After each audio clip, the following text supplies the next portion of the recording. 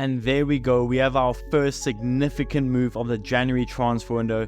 It took some time, but we finally have our first significant move. And it is not a big move, it is a 6-month loan deal between Tottenham and RB Leipzig for Timo Werner, the former Chelsea striker, is coming back to London, back to the Premier League, in a loan agreement that will have a buy option clause in it. It's not mandatory for Spurs, but it has a buy option clause. Now, this goes with a big caveat that Tottenham themselves haven't officially announced it, but Fabrizio Romano has given the here we go, and as we all know, that means it's official. So I thought let's discuss it a little bit, see how does it work for Tottenham, is it a good move, and all that good stuff. So what's going on, everyone? You're listening to Back of the Net here. I hope you're all doing well. Please be sure to like the video, subscribe if you haven't already, and let's get into it. Now, is this actually a good move for Tottenham? Well, I think it's a really good move for the Lily Whites. I mean, if you look at their last game against Burnley, they were toothless up front. They luckily got a goal of Pedro Porro's strike in the dying minutes of the game, so they are toothless up front. Richarlison, listen, as much as Tottenham fans want him to be a good player and want him to end up succeeding at the club, he's just not going to cut it. He's not going to help them push forward into the top four, which is a shame in itself, I know. I think this is a good pivot from Tottenham to move on from Richarlison, still keeping him around, but they're taking a kind of free swing at it. It's a loan deal with a buy option, so if it works out really well for them, they can get him on, I believe it'll be a cheapish deal. I don't know the exact details of the buy option. And if Werner comes into Tottenham and stinks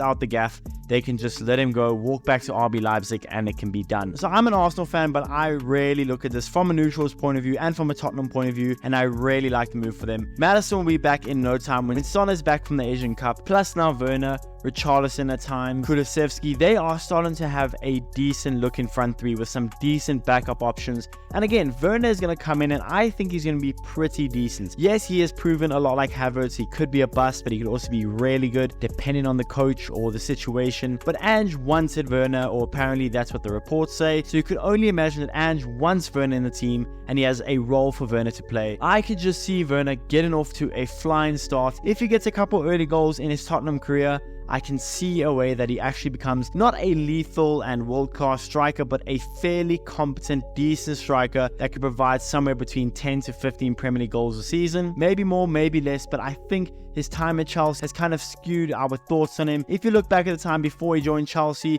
and now at RB Leipzig, he's looked really good. Solid, not world class, but just solid. I do see a role for him in Tottenham. I see a way that he can actually provide a lot to the Lily Whites. Like I said, they were toothless against Burnley. Richarlison just isn't the guy you want to rely all your striking power on.